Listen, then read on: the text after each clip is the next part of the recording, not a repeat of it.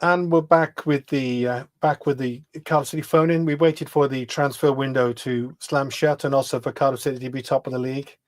We've done it. Great timing. It's all well planned. Honest. We got Sai joining us very soon as well from this podcast nation. Who's fresh from looking at the transfer window as it comes to a close. So I just bring him in. Sai, I'll come to you in a second because you'll have the very latest on that stuff. We've also got Nigel Blues with us with his stunning caption, "We are top of the league," which hopefully will continue as we go through the season. Yeah, you're staying there till May. And Steve Wiggy Wiggins, so it's a good panel, and loads of talk about fantastic start to the season, absolutely dreamland stuff really.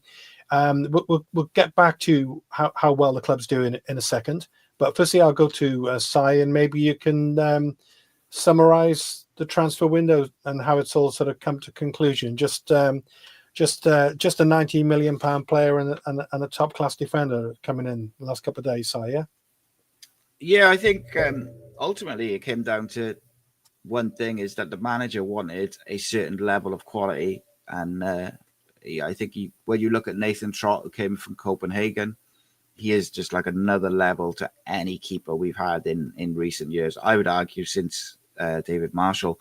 And then Osho, obviously he's picked him up from Ligue 1, and if you go and watch him play against PSG fairly recently, he just looks like such a player. But most importantly, he looks like a leader, which is obviously something that we've lacked in recent years. Yeah. How he gets in the side, now that is another question, because is he left-footed side? Is he left-footed? No, he's right-footed. Is he? But he does also play defensive midfield. Yeah, he plays right across the back four, doesn't he? Yeah, and he plays in midfield as well, which is interesting. So maybe that's how they get him in the side. But I mean, and then as you mentioned, Omari Kellyman from Chelsea, 19 million, only 12 months ago. He moved from Villa. He was playing first team football for Villa before his move, and he also. Or should I say, I was speaking to a Chelsea fan in my DMs today, and they can't believe he's gone on loan, let alone to League One, because they felt that when he was fit, he'd have been in and around the first team squad, which I kind of think tells you about the quality that he's got, at least. But obviously, the main thing will be trying to get him up to match fitness after a bad injury. I think it's been a great window, because we kept Dylan at the Colwells, we kept Yusuf Salic, and we signed Dylan Lawler to a long-term contract. So as far as I'm concerned, that's an excellent window. Is that a live cat going on somewhere? Yeah, that's my cat, unfortunately. I thought I left the window open. So how would you sum up your feelings on the transfer window then? If you gave it a rating out of 10, say? Oh, so I someone just asked me this, so I'll tell you the same thing I just said to them, is if you split it into ins and outs, because I would give the outs probably an 8.5, maybe even a 9, maybe. The ins, I would give a 7. So maybe you sort of split the difference and maybe a 7.5, because I do think me personally, I'm happy with Louis Giles being the backup to Joe Bagan, and the option to play Perry NG at left back. But I do think there's an argument that we're a little bit light in the left back area. And I also like that he asked Nyakawa to stay and fight for his place in the first team, because he gives us another quite quick, direct option in the wide areas, which is, again, something we've lacked. Yeah, because there were 3 or 4 clubs apparently interested, including Anderlecht, which is interesting, and I think it was Kilmarnock and the Scottish top division and whatever. And that's I suppose. Sai, I know you can only be with us for a short while, so I'll stick with you for a bit. That's a sign of just how amazingly well these youngsters are doing. You get someone like him, and then we're gonna have fun. How we pronounce his name, aren't we? I'm sure there's like 10 different ways we could go with, but he's not really had that much game time, has he? For City, and already, is that a sign of how good a batch of youngsters we have coming through? That sort of says it all, doesn't it? Absolutely. I think we've gone from having maybe one or two sellable assets that people would genuinely have an interest in, to all of a sudden, I think we've got them all over the place. You know, there was some massive clubs in for Dylan Lawler this summer before he signed his contract. And I mean massive clubs. There was, Bundesliga clubs in for Yusuf Salic, Ruben Colwell, like there's going to be all sorts of rumored, or there has been rumors all day about him. But I mean, there was nothing to it, thankfully. And, all the other, Joel Colwell is someone who I think will be in the Wales squad the next sort of international break. We have suddenly got a lot of sellable assets. And as you rightly say, Naika Hawa has had a choice between Anderlecht, which historically is a massive, massive club in Belgium, and then obviously Scottish Premier League teams. And it's hard not to be happy, and it's hard not to be excited at the moment. Yeah. As you know, we haven't conceded a goal from open play in the league. We haven't. We've got 100% in 9 hours. I think we're scoring goals. It's exciting. Yeah. So, Nigel, we were talking before we went live tonight. We said one of the things we said, we want Steve to go sideways tonight. He's done that, which is a nice touch. It's quite difficult to lie in that position, but he's doing well there. His workout over the summer has been going. Oh, he's back. He was only playing. I thought that was serious. But I thought there'd been a landslide over your side of Barry, Steve. No, we're posh down this end. Nigel, you know that. Nigel, I was gonna say before we came on that what an amazing difference to the start of the season, which was disastrous, wasn't it? Absolutely disastrous last season compared to this. It's just that's what we were saying last season in the league. It opened up with a draw and 5 defeats. This season's opened up with a draw and 5 wins. What a difference a year makes, or what a difference a month or 2 months make with City, because it was a fraught summer, wasn't it? We didn't know what was going on with the manager. There's been a concern over the lack of signings, and everything today looks absolutely perfect, really. No one could imagine we'd ever be where we are today. And more than that, it's exciting to go watch Cardiff City again. Yeah. Last season, it was a chore, wasn't it? So many games I was going to at the last minute last season. I'm thinking, why am I doing this? Why do I keep doing this? But there's a real buzz again, and it's the first time in years, and everything is so positive. And I think that's really down to one man, the difference that BBM has made. It's been outstanding. How he's managed to turn it around and transform everything in such a short time is beyond incredible. But we've got to enjoy these days, because it's not going to be like this all season. No. But these good times are here at the moment. You do feel something special is happening again. So let's enjoy it while we can. This is fantastic stuff. What do you think about? Do you know much? If I'm honest, I don't. Some of these players. We were talking earlier. Multi-million-pound players being sold, moving clubs today. Loads of them. To be honest, I've never heard of them. They're coming from all over the place. So I didn't know an awful lot about Ocho. I know he was in the Luton squad and got in the Premiership and all the rest of it. Is he somebody else who could possibly, do you think, provide some cover on the left if needed? Sorry, Steve. The boy from Chelsea. Ocho, the defender. Oh, Ocho, yeah, I think he can. And I think, if you look at our defenders, we've got enough players there that I mentioned before. Joel Bagan's on 3 bookings already. And I love the way he gets stuck in. He's having a fantastic season. And I know, there's been some criticism of him, but I think he's a solid player every game. And in fact, he's raised his levels this season, hasn't he? He's really is looking accomplished. I wanted to play like... I want a dirty player, someone who's going to be physical, and if he's going to be suspended, and he's out for a game or 2, I think they got enough there to cover us. And obviously, the window's closed today. We've got to get to January, see where we are then.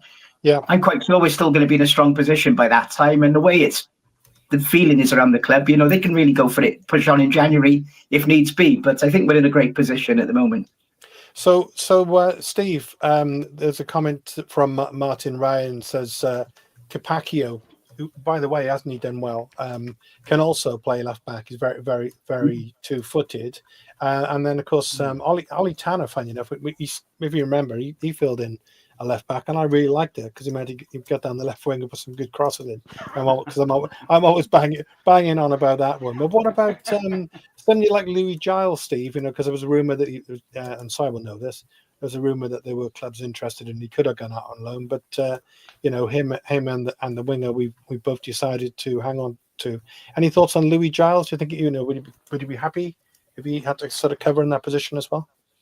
Yeah, I think so, Steve. I saw him a couple of times live last year, and I was quite impressed, to be honest. I think he's obviously needs to improve a little bit, but I'm sure he's in the right company with this manager and his staff. You've got to tip your hat to them because, as you just said there, in the short space of time that he's been here, he's totally transformed everything we do. It looks like from top to bottom. And I watched him closely on Saturday, and I love his energy on the side. He reminds me a lot of Malky on the side, you know, but continually encouraging and telling players what they should and shouldn't be doing, as opposed to what we experienced last year. But I think, to go back to your original question, he's great cover, Louis.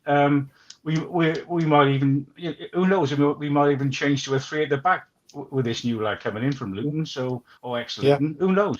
But I'm sure he's got a plan. If we don't get any other new signings, which it doesn't look like we've got them. But I want to go back to Si, because he's doing 17 shows in like 3 hours or something. So he's only here for a short while.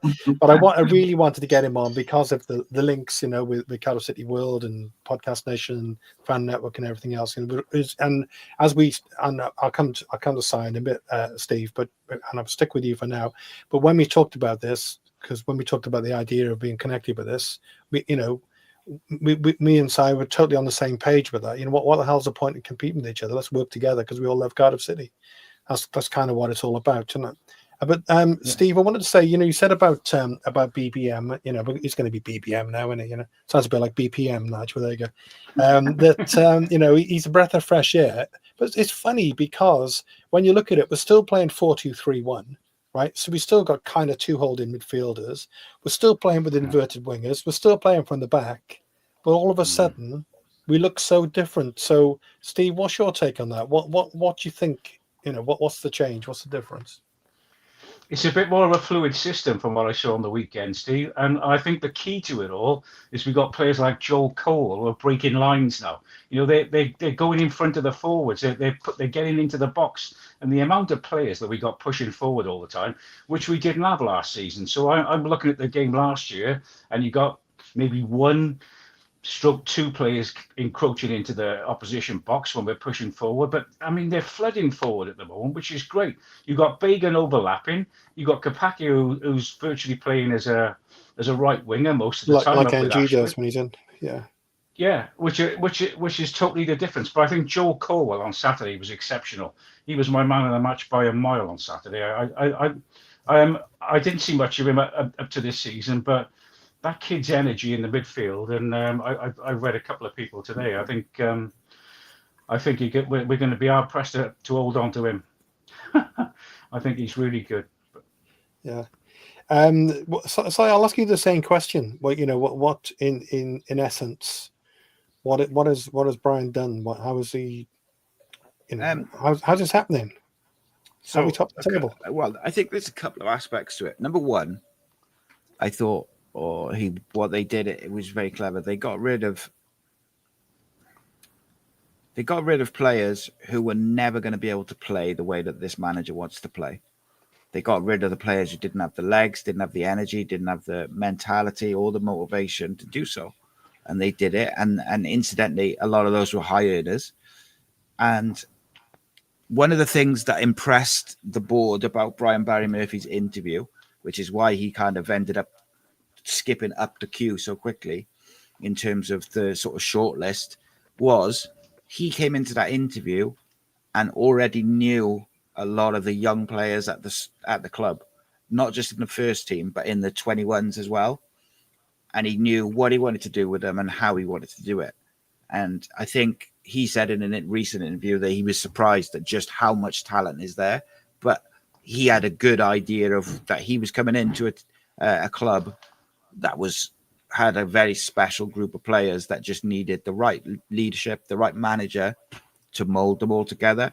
But most of all, I think he's given them, you could talk about tactics and the rest of it, which I would correct you slightly on something, Steve, is that we're not playing a 4-2-3-1. We're playing a 4-3-3. Ryan Wintle as a single pivot and Ruben is playing as a 8. The only reason it looks like that 4-2-3-1 is because Ruben and Joel play so high when we have the ball. We have 5 across the front. It's quite refreshing, I got to be honest. But what I would say is, you look at, some of these players, the ones who, Callum Robinson, Ryan Wintle, Callum Chambers, even Ruben to a certain extent, they struggled last year. Yeah. But they're all working hard. Chris Willock is another really good example. Not only was Chris Willock struggling for any semblance of form, but he also looked like a player who wasn't that bothered and didn't want to work hard. He looks excited to work hard now. He looks excited to run back and to press and to win the ball back and do the dirty work. Ruben Colwell covers so much ground every game. And this is why, just to go off at a slight tangent, the Craig Bellamy not selecting him, it doesn't add up to me. The reasoning doesn't wash with me, because he has been consistent and he does press and run and sprint and all the things that were kind of used as the reasoning previously. And ultimately, it comes down to Brian Barry Murphy. Yes, it's his tactics, but I think a massive part of it is him giving them belief and the freedom to play, but also make mistakes. Because when you play out from the back and when you play off 1 and 2 touch and move the ball so quickly and players are rotating, you're going to lose the ball sometimes. But what we do is we get the ball back very, very quickly because they do it as a unit, as a group. And I think he's improved every individual, but I also think he's improved the partnerships and the team collectively as well. So I was going to ask you something else, but I'll just ask you a straightforward one. Have you had any contact at all yet with Brian? I haven't personally. A couple of people I know, obviously outside of the club, have. I'm trying to get a live event with him. I've applied. I've applied, but sometimes they like me, sometimes they don't. What can I say? So I've never met him, but it's just something about him as a character, which, like Steve said, is like body language and all the rest of it. He just kind of exudes self-confidence, warmth, but also it seems total encouragement and total belief in his players, and I think that's a massive part about I think why we're doing so well. And I think the one thing I noticed as well, when the ball breaks now, you set up to 5, as soon as the ball breaks, we're just all over them. We're just everywhere, It must be a nightmare at this level. I just want to ask you one quick one before I go back onto Nige. Was it the 16 players I think have gone out during, on loan or leaving the club during the window? Any surprises in that for you in terms of outgoings and non-outgoings? I probably think the only one which surprised me, although it didn't, as the way things developed, was probably Aaron Ramsey. I thought Aaron would stay, and I think he probably wanted to a certain degree. But I think as things kind of played out the way they did and things happened, it was almost impossible for him to stay, which, it is what it is, I suppose. It's the way sometimes these things happen in football. But to be honest with you, the rest which have left, I don't think they would have been able to play the way that we want to play ultimately. And, there's no disrespect to them. Everyone is more suited to different tactics, different way of playing, different skill sets. In terms of the out, I kind of thought, I expected Ryan Wintle to go. I got to be honest. I think what a redemption arc he has had. Yeah. Just his attitude, his performances. I've never seen him play like he's playing. And Callum Robinson was another one I thought might go. But again, he's working hard when he comes on. So all you can ask ultimately, isn't it, is that they give everything they've got. So Nigel, I was slightly surprised at with with Callum Chambers, really, that he's kind of stuck around. Been given the captaincy, and going back to what Si was saying there about the pace and the way that we play. He's not an obvious one to fit into that kind of model, and also I believe he's will be one of the highest earners, or was at least one of the highest earners. So, and he's getting on a bit. He's the old man of the squad now, isn't he? So maybe a slight surprise about that. But can you see him being able to push his way in there? And would you think that might be also in midfield, perhaps at one stage? I think he's got a bit of a fight on his hands, haven't he, with the way the midfield are performing, and obviously we've got the new signing today, because he hasn't really got a home as a centre back, and to be honest, that never looked his position last season. I was surprised to see him try it again here early this season, and again it didn't really work out for him. When he comes off the bench, though, I think in a couple of games recently, he does have something to offer, because I think, one of the things for me this summer was I didn't think we had enough leadership, enough experience, enough know-how, and enough players who performed at this level. As it turned out, the players we got have adapted so quickly, and we had that messy game at Port Vale where we were quite lucky to get away with a 0-0, and it seems like a lot of lessons were learned from that night, and players, were. And you're going to get these tricky away games from time to time, haven't you? But I think everyone has sort of quickly adapted from that. But I still think, maybe it might have been best for Chambers himself if he'd moved on this summer. And I guess he'd prefer to be someone where he's going to play every week. But he's got something to offer. But I think he's got a hell of a fight on his hands to get many appearances or starting jobs for us this season. But, when it comes to the heat of the battle, we're going to have some tricky games. Games are going to get tense through the season. You might just need someone like him who can put a foot on the ball. Yeah, I think that's a really good point. Yeah, just to come on as an experienced head to see out games and calm things down. There's a comment which came in from Jamie now, which I want to ask you about. Yeah. I'm sure Si and Steve might want to chip in on this one as well. So he says we have to go down. It was for the best. We've been circling at the bottom for years, wasting money.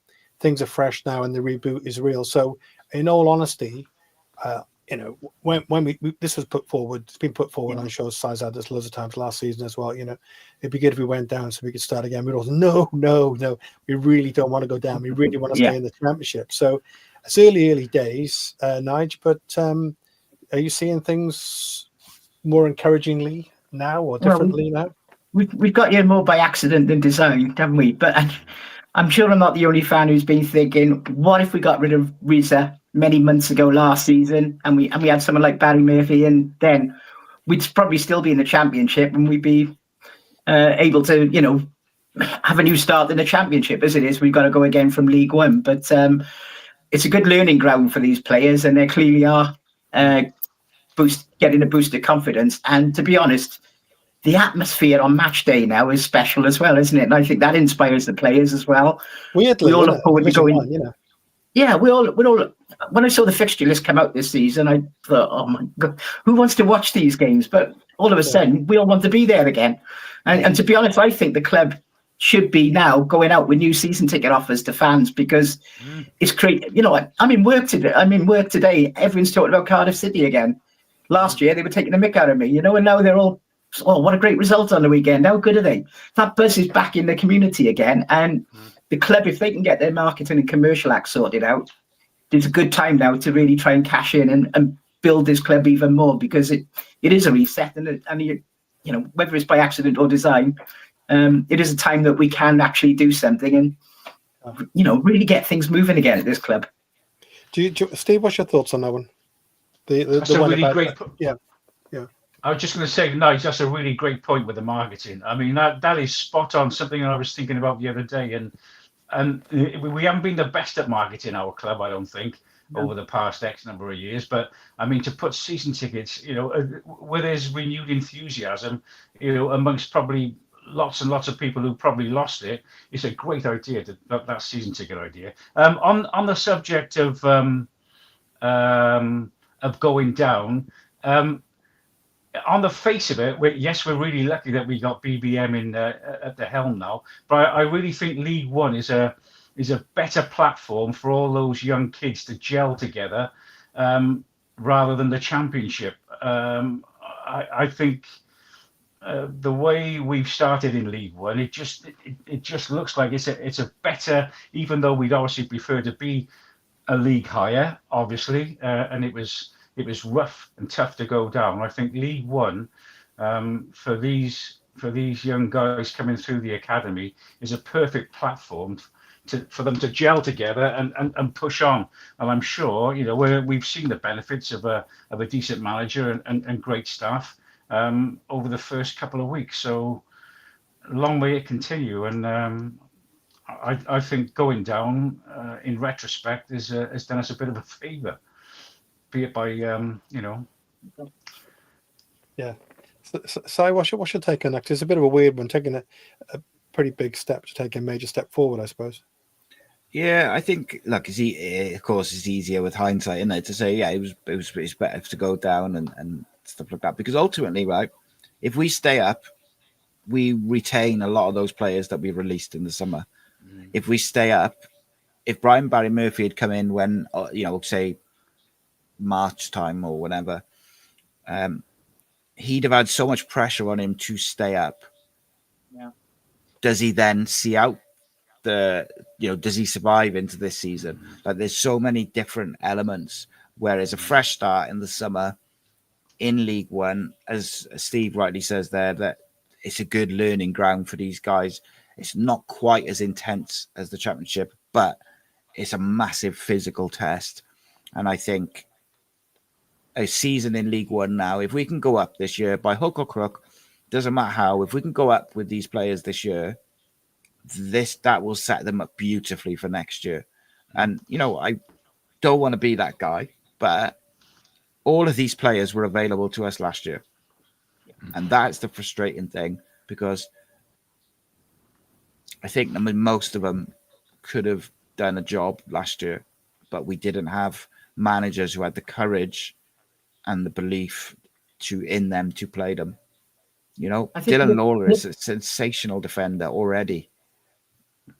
I think the other thing there, Si, is that the style of football they're playing this season, it's a style of football those boys were playing in the under-21s last season, isn't it? But when they stepped up and came into the first team, not that they had many chances, it was all that pump that ball forward. There was none of these passing and hunting packs, that sort of thing. So when they actually had their chances last season, the football they were being asked to play was so alien to what they were doing in the 21s, But in fact, most of those boys were the best performers when they had their chances last season. It was the senior pros that were letting us down, really. But I think what they're seeing, they're benefiting from Barry Murphy playing the same type of football that they've been playing in their levels for the last couple of years, and it makes that adaptation this season much easier for them. Of course, I think Darren Pearce deserves a massive amount of credit as well. Him and Gavin Chesterfield over the last few years have prepared these players for this exact kind of scenario in terms of playing first team football. You look at the plan, just Joel Colwell as an example. They had a plan last year, which was to send him to League Two. Yeah. If he did well, they would recall him in January and send him to League One for the second part of the season, with the idea that in the summer he would be integrated into the first team. They were very confident that would play out like it did. And he looks absolutely ready. He looks one of our best players. And, it's not just him. There's others. Ronan Kapakio had a serious knee injury. They've spent a lot of time preparing him for that, because I was one who was quite concerned that we were going to overplay him because Perry NG was injured at the start of the season. Ronan was coming back from a serious knee injury. I just felt like, if we play him every week, is that going to burn him out? Is that going to, cause a reoccurrence of the injury? But they had a plan, and I just think, everyone's very quick to criticize Cardiff City Football Club for whatever reason. And when it comes to the board and the owner, I get it. But, the people who are there day to day, the Darren Pearces and the Gavin Chesterfields and the, even Tom Ramasolt, I see him take all sorts of abuse. Like, the guy has done such a good job with the young players over the last couple of years, and we're seeing the what's the word? Like we're seeing the fruition of their hard work for the last few years. And just as an example, I saw a couple of people sort of having a go at Darren Pearce the other week because the 21s had lost in a cup game against Cambrian. But those same people were also calling for X, Y, and Z under 21s player to be in the first team in the cup the following week. So it was almost like, who do you think got those players ready for you to be calling for them? And I just think it gets missed sometimes what a good job the academy at Cardiff City Football Club, what a good job that system is doing. Because there's another crop coming through. There's already 2 or 3 in the 21s who I think might be in the first team by the end of the year. There's already several under 18s who look like they could be the real deal as well. And that's before you get into the younger again. There's a 16-year-old who's playing for the under 21s at the moment who is something special. And it's exciting time. If you can't get excited about this in your hometown club being top of the league, full of academy graduates and young players playing attractive football, then maybe football's not for you, Yeah. So that's a great comment. Actually, just following up from what Si just said, which I couldn't agree with more. This is the first one of these. I'll give it to you, Nigel. One of the super glass full. We have the most dynamic squad in the league. A couple that with the best manager. We are on for a record points haul. Fabulous, isn't it? The only thing we got to complain about was getting soaked at final whistle, and those in the car park took a while to get out on Saturday, isn't it? That's the only thing that's complained about this season, really. We're gonna have tricky times. We haven't gone behind in any game since Peterborough in the first match, and they were a poor side, and we can see that now. So the next 2 games are pretty tough. I think Stockport away and Bradford down here. They're going to be big tests for us again. So look, it's an amazing start, and we've given ourselves a nice cushion that when we hit these blips on the road, we've got a bit of a safety net now. We're not going to fall away from contention anytime soon, and that's really important for me. But obviously, these boys will get tested in a different way to they've had it recently. But let's look at how they scrape that win. It's a scrape that win at Wimbledon, isn't it? And that was a great confidence booster, and I think they've really taken a lot of heart from that one that they've taken into the game since. And, everything is clicking really, really well at the moment. And the longer it continues, the better and more fun it is for us. And we've just got to sit back and enjoy these times because as we know, we're all been around watching City all our lives. These good times are short in comparison to what we normally have. So, who knows how long this will last? It's looking good, looking promising. Yeah. Let's see. Just enjoy it while we're here. It is kind of like it's that kind of thing we all talk about. Like Steve would get this from last season. Give the kids a chance. Just let's give them a run. And now they are. Not only that they're playing great, but what's interesting, Nigel, I think, is with the way we're playing, because it's really expansive, and and like Si says, we naturally, particularly with younger players, are going to take a few risks because we just go for it. We just go through full throttle, basically, right? But it's interesting, isn't it, that when we're playing that way and we're scoring all these goals, how few we're conceding from open play. If you think about, pretty youthful, very youthful actually, very youthful back four, so that's really encouraging as well, isn't it? Because we think we're not going to concede, but we know we can score, and we do. Yeah. Absolutely, and it's quite funny. I think we've had to re-educate ourselves as fans, haven't we? Because this isn't a type of football that we're used to watching at Cardiff City. We like the up and atom type thing in their faces, and the blood and passion and everything. And we are getting that, but it is a different, the way that they're very patient in their football, their build-ups, and sometimes we felt we can be frustrated because we don't see the shots or enough crosses or enough quality crosses going in. And to a certain extent, Salek and Robinson aren't getting the openings that we'd like to see him having, but I think that will come as we get through the next few games. But it is a lot. It's we're not used to seeing Cardiff having 65-70% possession and doing all they're doing at the moment. But how enjoyable is it when we're getting positive results up from it as well? And we should also mention, I'll go to Steve in a second, but we should also mention that amazing goal from Mr. Ryan Wintle. I didn't know he had that in his locker. What an unbelievable strike! I don't think he knew he had that in his locker, did he? Great goal. I- Right up there, isn't it? Didn't it he was score one at Wigan a few years back? I remember him scoring I'm sure he He Yeah, scored scored one many, didn't he? away at Wigan. Yeah, you're right, Similar. Steve. You're right. To be honest, I think every game, bar the scrappy winner at Wimbledon, we scored a fantastic goal in. You know, the Ruben Colwell free kicks. There was the 34 pass move goal, wasn't it, the other week? I think every match of this season we've seen a classic goal. And we've probably got 4 or 5 contenders for goal of the season if we went back through some of the ones we've seen. And we're still in August. Yeah. Which is great, and they're having a pop, aren't they? You know, they're just all prepared to have a pop. Because Ryan Wintle, Steve, he scores once in a blue moon, but maybe every time he does it is a belter. But that was an absolutely top draw, fantastic strike. So comment here from somebody on Jamie again, talking about Rambo. So he's saying he's glad that Rambo moved on. A wise choice in hindsight. Any thoughts on that, Steve?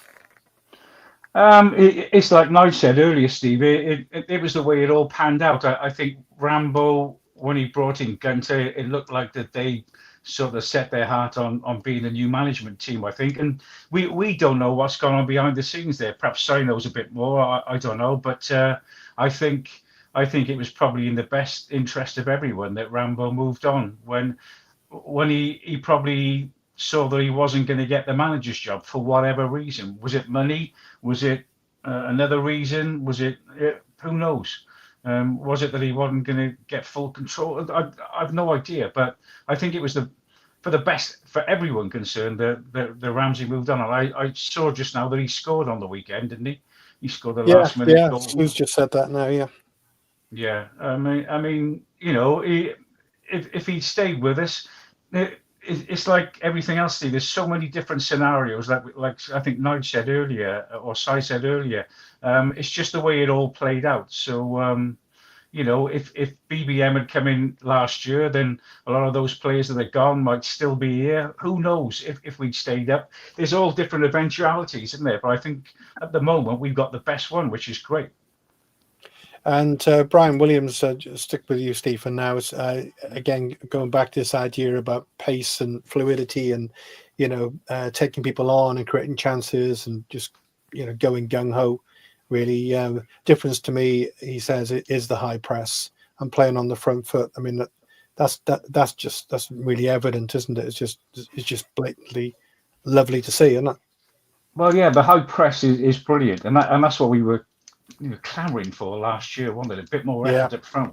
We just allowed teams to come into the first third of our half and then attack them, whereas now we're pressing from the front. One thing I want to say though, and you touched on it earlier, was that I'll just put my centre forward hat back on here, and as a centre forward you want to score goals. When I went on the pitch, I wanted to score every game. I wanted to score more than one every game, and I'm sure Salek and Robinson are just the same. I just think on the right side where we were on Saturday, I just think Ashford lacks a little now and again. I don't know if you noticed the second half. I'll just take an example. Their right winger fizzed a couple of wicked balls in which a decent centre forward, he only wanted a touch, and we would have had a goal against us on Saturday. But I just feel now and again Ashford down that right side, he needs to go on the outside or whip a couple of early balls in for Salah. And that's what a centre forward is pining for, is an early ball fizzed into the box. And I think he comes back in a little bit too much. That's the one thing I'd say about Saturday's game that I felt was we could improve on that right side. But Willock on the other side is a revelation again in his press, and it makes such a difference when you've got people pressing from the front, because we're all pushing forward together and we're hunting in packs, we're hunting in threes, which is something which Murphy's obviously picked up, and it looks really good. So sticking with Salah, comment from Jamie, but he might not be scoring. He's taking up the right space. I mean, he's at the bar. He's there. He's always there or thereabouts, and he's an absolute pain, I'm sure, to mark. Any concerns about our strikers as such not scoring goals, or is that something we have to look forward to, because they're going to start scoring at some point, aren't they? Yeah, Yusuf Salic doesn't worry me at all because I think ultimately he's contributing so much to the way we play with his little 1-2 touches when he drops into the space. And it's interesting when you see him drop into the space to receive the ball to feet, Ruben Caldwell is gone behind him and in behind in the middle. And a couple of times we've hit like a little chipped sort of diagonal through the middle to hit him when he makes that run in the space that Salic has vacated, and it hasn't quite worked. Like it's just sort of been like a little bit too heavy for Ruben to get there. That'll come off at some point. And I think ultimately Salic will score goals if you put the ball in the right areas. I think he's probably lacking a little bit of confidence because he's only got the one goal, but he presses like mad and he gets absolutely battered every game. But then the second he sort of brushes a defender, the defender falls down and they get a free kick, which is always the way for these big lads. But for me, he does so much unseen work for the team. He's a big part of how the system works. And I think, and look, you know, if Louis Giles does come in and give Joel Bagan a rest in this system, playing for this manager, if Louis Giles gets in an overlap position, you watch the quality on that boy's crossing. He will get a few assists for the likes of Yusuf Salic. I would hazard a guess if he gets the opportunity to play. But yeah, I think we do need to. Sometimes we could whip the ball in because we work very good positions to cross from, and sometimes we look to, you know, and it's come off. So I suppose you can't complain too much. But we do sometimes look for those sort of the 1-2 inside and try and work something around the edge of the box or in the box instead of just putting it in the box. But I think it'll come. Callum Robinson scores 5 goals, 6 goals in a row, and then he'll go quiet. So I'm not worried about him either because I know historically, once he scores 1, he'll go on a little run. So I don't know how long we got you for, Sykes. I know you're straight into you're straight into another show in a minute. But just wanted to say a couple of things to you. Firstly, well done, Graham Kavanagh, and mate, what a coup that is. That's fantastic. He's the one. He's probably one of the one players most City fans. He's right up there, isn't he? He's the one they want to see, they want to hear from. So well done. That's fantastic, and it's just sold out instantaneously, hasn't it? Yeah, 5 days sold out in 5 days. The only one which sold out quicker was Craig Bellamy, which sold out in 48 hours, I think. So it's coming and it's quick as well. So it's obviously 19th of September. Not far away. We put some extra tickets on sale at the end yesterday or the day before, and I think they've gone as well. I think there's 2 tickets left in the £20 lot, and that's about it. So even the extra tickets that we put on sale just went. So yeah, he's popular. And incidentally, I'm doing another one, which will be at the end of October, which is a bit more of a slightly more recent player, which I think people will enjoy. So you'll have to keep a lookout for that one. Oh, that's typically you. That is, you know, make him guess, and yeah. I'll tell you what, I've got one in January with Steve McPhail, which I'm really looking forward to. Oh, beautiful. That's another. It's going to be December, but it's been moved. So brilliant. Si, it's great you do that because the club do these events, don't they? But then normally come with a 3-course dinner and looking for 60, 70, 80 quid. So it takes most of us fans out of it. So the fact you're doing stuff like that is fantastic. Good on you, mate. Thank you, mate. Yeah, it's just it's cheap. The drinks are cheap. And it's for the people at the end of the day. Like I said that from the start, I wanted it to be intimate and small. I've had a couple of offers to do, quite large venues, and I'm not like it might be something that I visit, in the future. I'm not going to say I won't do it, but it's not something that I'm massively looking to do. I like doing, 100, 150 people at the most, and it being really intimate, so that every single person who comes to that event, if they want to have a couple of minutes with Cav, or if they want to have a photo, they will get that, and they will not get charged an extra 20 or 30 quid to do so, which some places charge, on top of the 30 or 40, 50 quid for a ticket.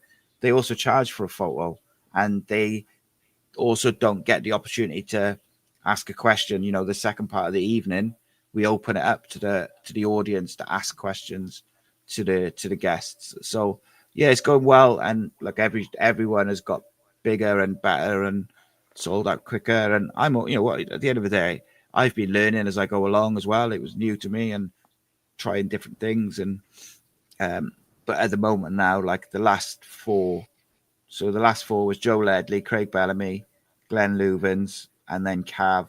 They all sold out. They've all been 100% positive feedback. And I don't say that as like a, you know, like an advertising slogan or even like a boast. I just mean every single bit of feedback, and we had a lot, was wholeheartedly positive, which is nice. We're talking about wholehearted positivity, and maybe this will be your last contribution, Sykes. I know you've got to go quite soon. Thank you very much for doing it tonight. Right. Sol Bamba, Sol Bamba, what a lovely tribute. And as far as I can tell, respected by both sets of fans, and BBM with the banner at the end, and beautiful, really. It's beautiful that that someone like Sol Bamba comes into our lives, really, is one thing. But he's just so well respected and thought of. So it's one of the nice things about our sport, I think. Si, that kind of thing, don't you think? Yeah, it brings everyone together, and obviously it's a terrible thing, and it's sad that it takes something so tragic to bring people together. But the Plymouth fans, as you say, they respected it, they joined in, and they were really good. And that was the same with Cardiff and Leeds last year. The fans were excellent with it, and I just think Sol Bamba, what a guy. I only ever had the pleasure of speaking to him once, but he just had so much time. And when I spoke to him, he really was one of those people who you really felt like he was listening to what you were saying, rather than sort of half listening, half thinking about something else, what he's gonna have for tea or something. Like he was genuine, like he just a real genuine guy. And obviously, I know a lot of people who were close to him. I know a lot of his teammates, and it's been tough for them, a lot of them, because I think he was so popular, and particularly the ones who were very close to him, like Mark Hudson and people like that. Like it's been a difficult year for them in that respect. And I think when you see the tributes that get paid to him on Saturday, I think that means a lot, not just to Sol Bamba's wife and family, but also to his teammates. I think people forget that sometimes, the impact that it has on his former teammates and things like that, his friends, because it would have been very difficult. And I know there's not many footballers who are so universally loved. I would say I've never heard anyone say a bad word about him ever, and I can tell you from speaking to a lot of footballers, that isn't common. They've normally got a bad word to say about someone, somewhere along the line who they've come across. I've never ever heard anyone say anything remotely negative about him, let alone bad. Just a genuinely nice guy. And as you say, that image of Brian Barry Murphy with the scarf, and lovely, just before that with Ruben, Ruben did the same. And I just thought, the Brian Barry Murphy just gets it in terms of what this club is, the relationship with the fans, and everything which goes about it. And I for one am very proud that he's our manager at the moment. Yeah, well said. Thanks, Si. Thanks for being on, and have a little break before you go again. Thanks very much. Speak to you soon. See you again. Cheers, guys. Thank you so much. Bye. Right. I don't know whether Steve or Nigel, you want to quickly add to the comments about Sol? Oh well, yeah, he's an absolute legend, isn't he? Ironically, the last time I had a good conversation with him was when we were in the Premier League. I was in Birmingham before the away game at Wolves, and they come out of a hotel. They were having stayed in a hotel overnight, and they were getting on the coach. And I had a good chat with him for about 5 minutes, and he posted photos. My daughter was with me, and that was the day he had that terrible injury at Wolves and got stretchered off. Effectively, it ended his Cardiff City career. But when I had a milestone birthday, about 3 or 4 years ago now, he was seriously ill, and he was at Middlesbrough at the time. And he got a message to me. Got out of bed and did a video message to me to wish me a happy birthday. And he was really struggling. And Chloe said that he had to get out of bed to record this message to go and then go straight back to bed afterwards. But he didn't want to let down a Cardiff City fan. One, because it was me. It was because he had a message from someone else. Could he record a video message for a fan having a milestone birthday? So it's those little things, isn't he? He was connected to the fans, and he understood what the club and what the players meant to supporters. And it's quite easy to be, for a lot of players these days, where they're more aloof from us. They don't drink in the same pubs as us anymore, to not have that connection. But he got it.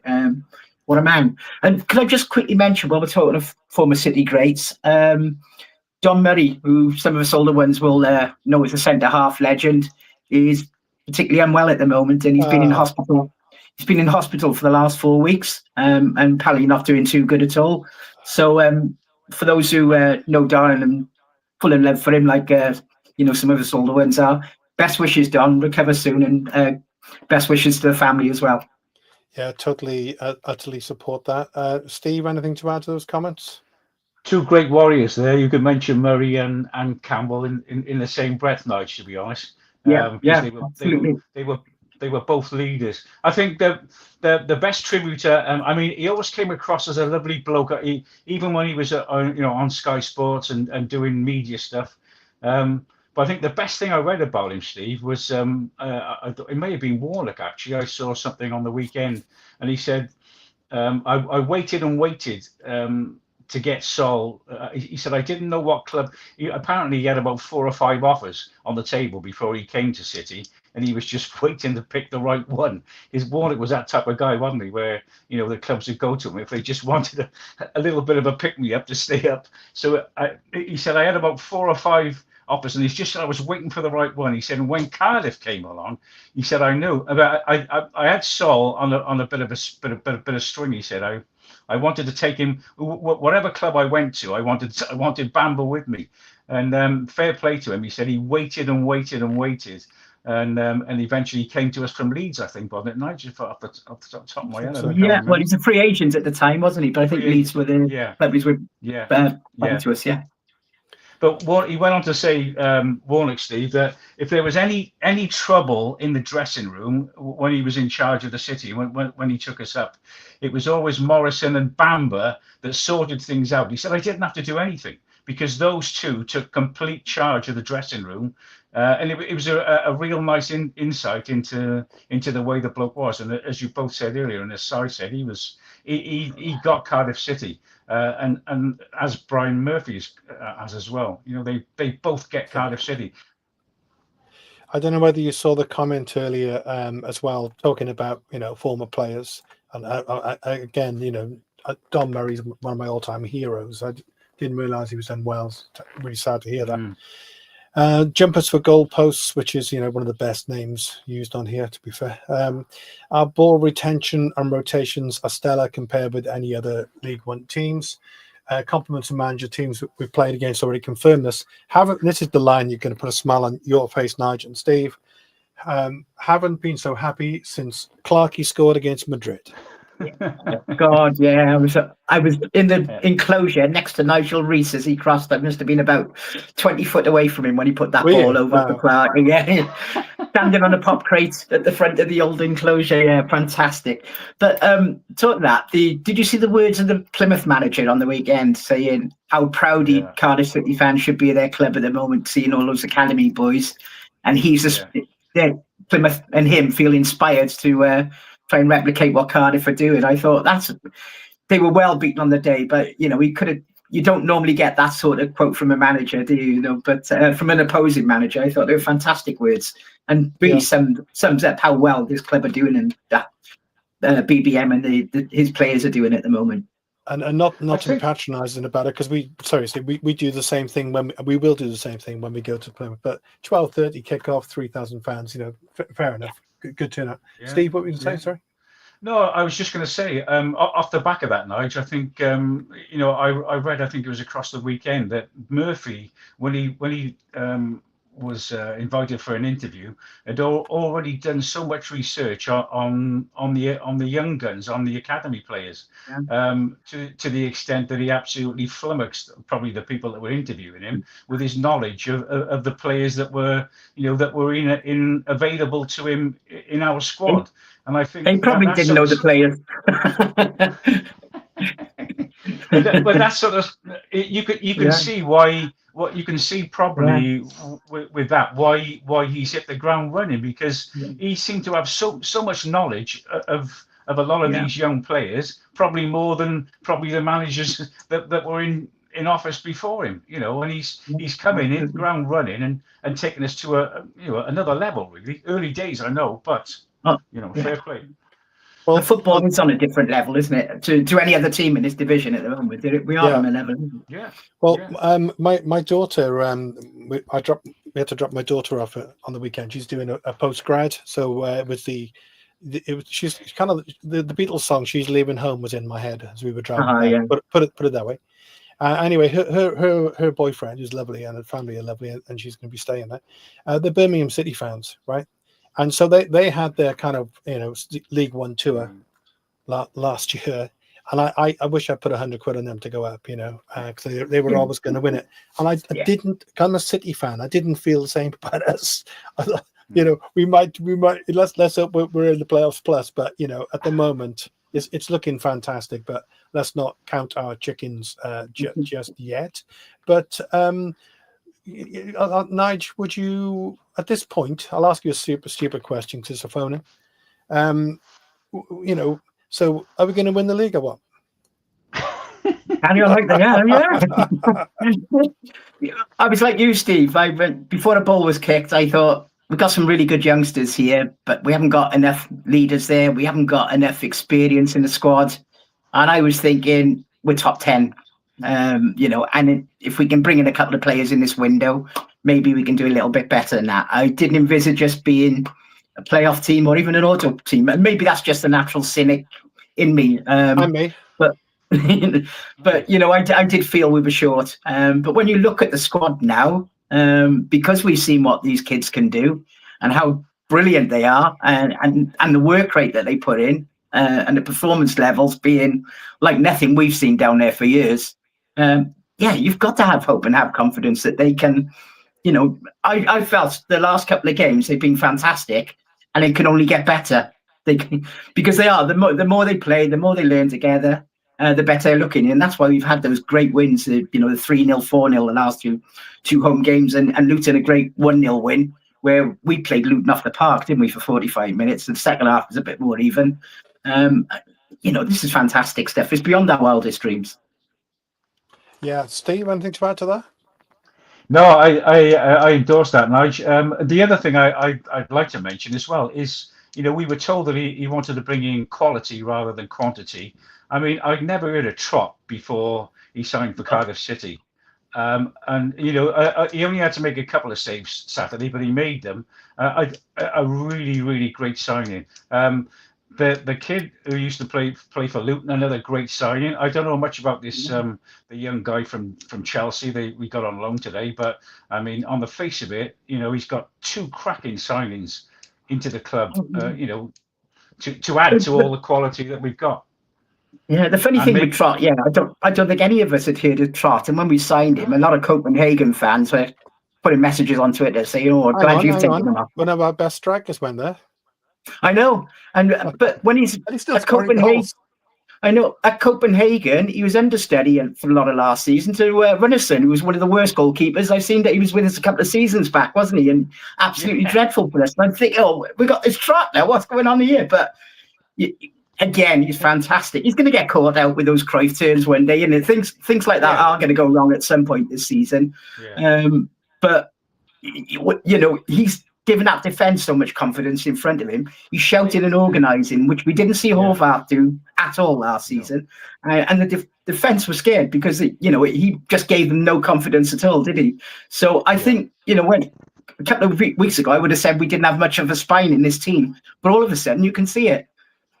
Yeah, I mean, obviously BBM knew him from somewhere, or he'd been watching him, or He must have done his research. I mean, to bring in someone like that. But I've been really impressed with the goalie. Like I said, didn't have much to do Saturday, but he organises, and that's a big. We all know it's a big thing on the football pitch. If you got a keeper that's organising you well, that's the start of your spine. So hats off to whoever recruited him. Fair play.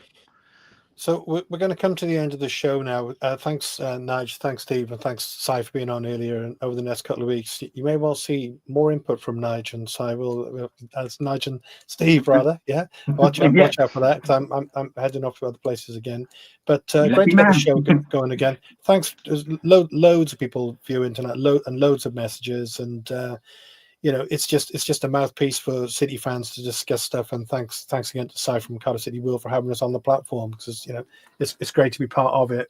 And the closing comments coming in tonight, quite rightly, are talking about Don Murray and lots of love and respect and thoughts going towards Don and his family. So from the Cardiff City phone, and all the best to Don. Let's hope we hear some good news on that.